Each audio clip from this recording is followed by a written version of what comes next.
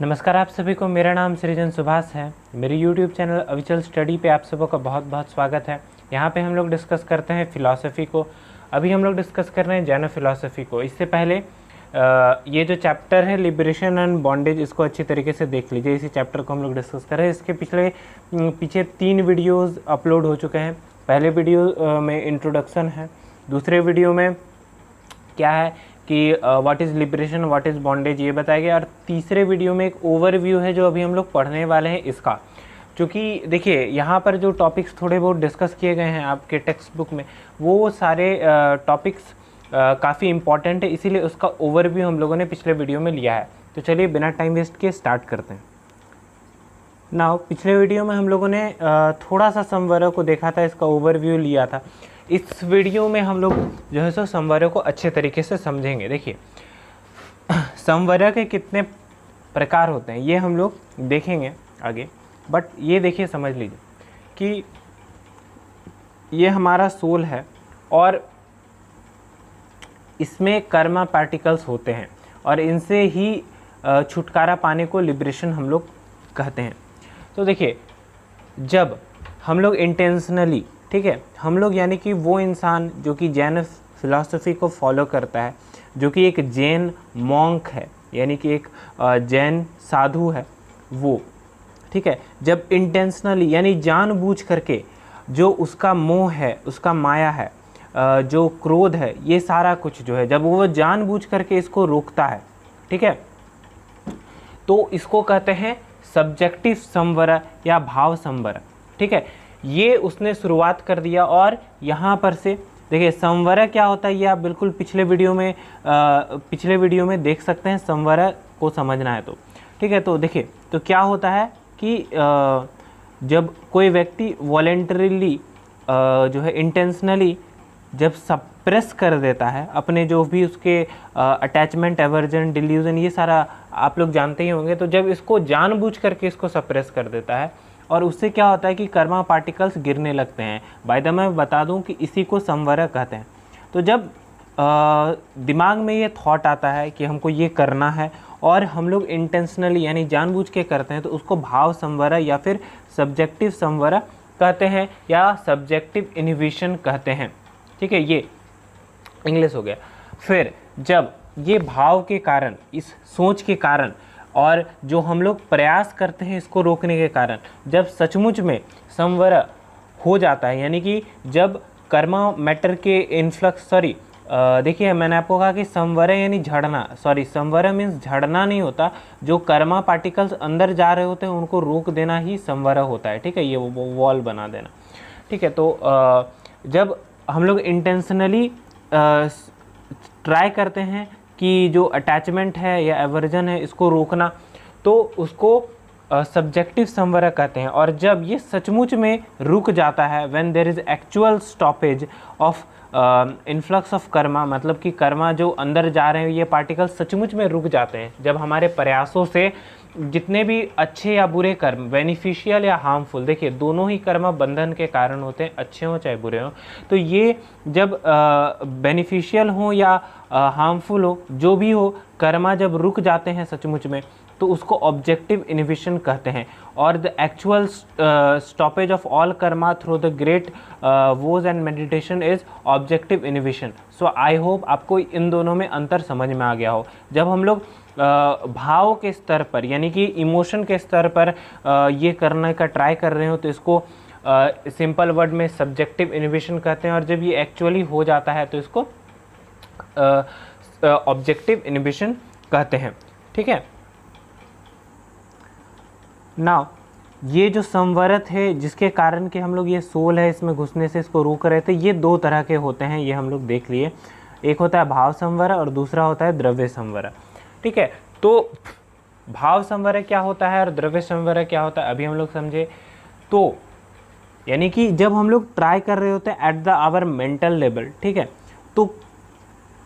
तो इसको बोलते हैं भाव संवर। और द्रव्य संवर जब एक्चुअल स्टॉपेज हो जाता है तो देखिए आप लोग ये सारा कुछ देखे होंगे, समिति, गुप्ती, परिशहजया, वोज, अनुपेक्षा, चरित्र और धर्म।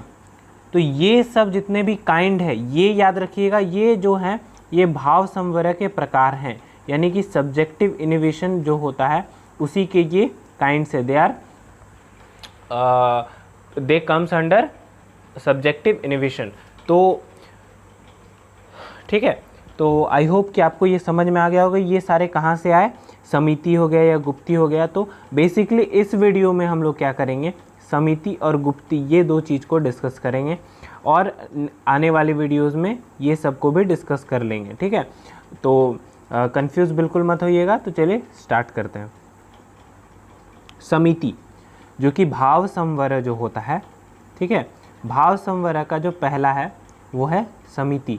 और याद रखिएगा भाव संवरह क्या है, जब हम लोग अटैचमेंट, एवर्जन और जो भी है इसको इंटेंशनली यानी जानबूझ करके रोक देते हैं, तो उसमें सबसे पहला स्टेप आता है समिति। तो समिति 5 तरह के होते हैं।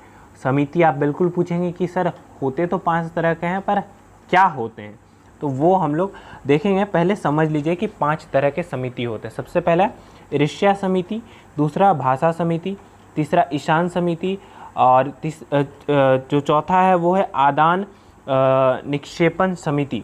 ठीक है, और जो 5वां है परिस्थापनिका समिति। ठीक है, तो ये जो 5 तरह के जो होते हैं ये समिति होते हैं। ठीक है, देखिए आदान निक्षेपण समिति, आदान प्रदान जो हम लोग करते हैं, आपको शब्द से ही समझ में आ रहा होगा। जो आदान करते हैं यानी जो लेते हैं, उसमें जो निक्षेप यानी कि कुछ नियम वगैरह जो लगाते हैं, तो इसको डिटेल में पढ़ेंगे तो यहाँ से हम थोड़ा वर्ड से समझ सकते हैं। जो हम लोग कुछ लेते हैं तो उसमें जो नियम्स रिलेटेड होते हैं उनके बारे में हम लोग इसमें पढ़ेंगे। तो चलिए देखते हैं इन सबको। ये है हमारा ईर्ष्या समिति। ठीक है, तो ये क्या है ईर्ष्या समिति, देखिए इसका मतलब होता है लिमिट इन मूवमेंट।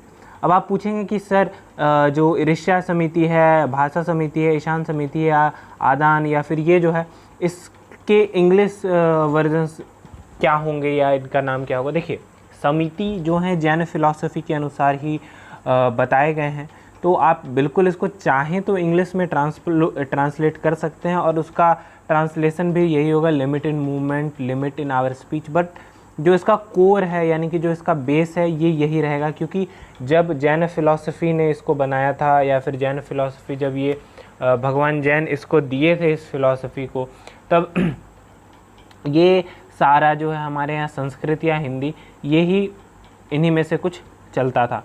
तो उसको छोड़ के आगे बढ़ते हैं। देखिए ईर्ष्या समिति क्या होता है कि इसके तहत हम लोग को अपने मूवमेंट पे लिमिटेशन लगाना होता है। देखिए समिति यानी कि अपने ऊपर थोड़ा सा लिमिटेशन रखना, ठीक है, यानी कुछ नियम का पालन करना। तो सबसे पहला जो है ईर्ष्या समिति क्या है कि लिमिट इन मूवमेंट। ठीक है, तो हम लोग को ऐसे मूव करना चाहिए ताकि जो स्मॉल क्रिएचर्स भी हों, जो छोटे छोटे जानवर भी हों, उनको भी हमारे मूवमेंट से कोई भी दिक्कत ना हो। देखिए आप जैन फिलॉसफी पढ़ रहे हैं तो इसको आप याद रखिए कि अहिंसा को जैन फिलॉसफी बहुत ज़्यादा मायने रखती है। उन लोगों का एक नियम ये भी होता है कि सुबह उठ के, ठीक है, देखिए जैसे कि बहुत सारे आयुर्वेद के जो ज्ञाता होते हैं वो बोलते हैं कि सुबह उठ के आपको सबसे पहले पानी पीना चाहिए। ठीक है, पर कुछ लोग कहते हैं कि नहीं, देखिए 48 मिनट के बाद ही हम लोगों को पानी पीना चाहिए। उसके पीछे कारण ये हो सकता है एक कि जो मुंह में जो जीवाणु होते हैं, कीटाणु होते हैं, अगर वो हम लोग उस टाइम पानी पी लेते हैं तो वो सारे मर जाते हैं। फिर बहुत सारे जैन जो पंथ हैं वो क्या करते हैं कि ड्राई फ्रूट्स खाते हैं, यहाँ तक कि चावल, गेहूँ ये सब भी नहीं खाते, क्योंकि उन लोगों के अनुसार इन सब में जीव है और जीव की हत्या बिल्कुल भी निषेध है जैन फिलॉसफी में। तो ये बिल्कुल भी कोई अलग बात नहीं है या कोई बहुत ही आश्चर्यजनक बात नहीं है कि ऐसा मूवमेंट हम लोगों का होना चाहिए जिससे कि छोटे से छोटे चींटी को भी दिक्कत ना हो इन द जैन फिलॉसफी, क्योंकि जैन फिलॉसफी अहिंसा पर बहुत ज़्यादा जोर देती है। फिर भाषा समिति, देखिए हिंसा मुझे याद है मैंने कभी किसी पिछले वीडियो में किसी फिलॉसफी में ये बताया था कि हिंसा कई तरह के होते हैं, at the mental level, at the our speech level and at the what we say our जो कर्म करते हैं उसके लेवल पे। तो सबसे पहले जो मेंटल लेवल पे होता है वो उस तरह के भी जो हिंसा होती है उसको बिल्कुल मना करती है जैन फिलॉसफी, और कहती है कि हम लोगों का भाषा यानी कि लिमिट इन स्पीच होना चाहिए, ऐसा कि हम लोग अगर कुछ बोलें तो किसी के मन में भी दुख ना हो, किसी के दिल में तकलीफ़ ना हो। हमेशा सच बोलना चाहिए, और सच भी हमेशा, देखिए आजकल एक कहावत प्रसिद्ध है कि सच हमेशा कड़वा होता है। बिल्कुल नहीं, सच को लोग बोलते कड़वे तरीके से हैं, और यहाँ पर ये बिल्कुल सही बोल रही है जैन फिलॉसफी कि हम लोगों को सच भी ऐसे बोलना चाहिए कि वो मीठा लगे। ठीक है, फिर है ईशान समिति। ईशान समिति के अनुसार क्या है कि हम लोगों को अपने जो सामान है इसमें काफ़ी मतलब कि देख लेना चाहिए कि इसमें कहीं फॉल्ट तो नहीं है जो हम लोग खा रहे हैं। देखिए मैंने पहले ही कहा ना कि अगर हम लोग कुछ ऐसा खा रहे हैं जिससे कि जीव की हिंसा होती है तो वो बिल्कुल निषेध है। अगर हम लोग कुछ ऐसा पहन रहे हैं या कोई भी आर्टिकल ऐसा यूज़ कर रहे हैं जिससे किसी को भी तकलीफ़ हो रहा हो तो वो बिल्कुल भी मान्य नहीं होगा इन द जैन फिलॉसफी। सो एक फॉल्टलेस कुछ भी होना चाहिए आर्टिकल, जो भी आर्टिकल यानी कि जो भी सामान आप यूज़ कर रहे हैं वो फॉल्टलेस होना चाहिए। ठीक है, फिर तीसरा है आदान निक्षेपण समिति। देखिए आदान निक्षेपण समिति यानी कि जो भी हम लोग रिसीव कर रहे हैं, देखिए आदान मीन्स प्रदान मीन्स देना, आदान मीन्स लेना, निक्षेपण उसमें थोड़ा सा रुकावट डाल देना कि जो भी हम लोग रिसीव कर रहे हैं वो केवल नेसेसरी हो, मोर देन नेसेसरी नहीं होना चाहिए।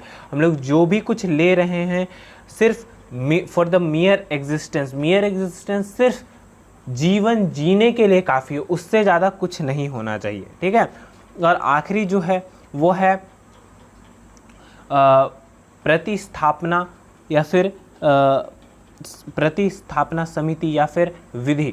ठीक है, तो हम लोगों को जो भी कुछ फेंकते हैं उससे किसी भी तरह का वॉयलेंस नहीं होना चाहिए, किसी भी तरह का कोई भी दिक्कत किसी को नहीं होना चाहिए। तो बेसिकली ये जो समितियां हैं ये एक वे, देखिए समिति पढ़ते पढ़ते आप बिल्कुल मत भूल जाइएगा कि ये सारे भाव संवरय के पाठ हैं। संवरय मीन्स क्या, जो कि आत्मा में इन्फ्लक्स ऑफ कर्मा को रोक देता है, और ये शुरुआती स्टेज है भाव संवरय के, जिससे कि कर्मा के पार्टिकल्स आना। देखिए जब आप किसी को गलत नहीं बोलेंगे, जब आप अपने आप पे कंट्रोल कर लेंगे, आप सच बोलेंगे, तो जाहिर सा बात है कर्मा का इन्फ्लक्स आना, जो कर्मा जो पार्टिकल्स जो आते हैं आपके आत्मा में वो कम हो जाएंगे। और चूंकि ये आप जानबूझ के कर रहे हैं, यानी आप जानबूझ के किसी से मीठा बोल रहे हैं, जानबूझ के आप किसी को किसी का दिल नहीं दुखा रहे, तो ये चूंकि आपका इंटेंशनली है इसीलिए ये भाव संवर है। ठीक है, और जब ये सचमुच में हो जाएगा तो वो फिर द्रव्य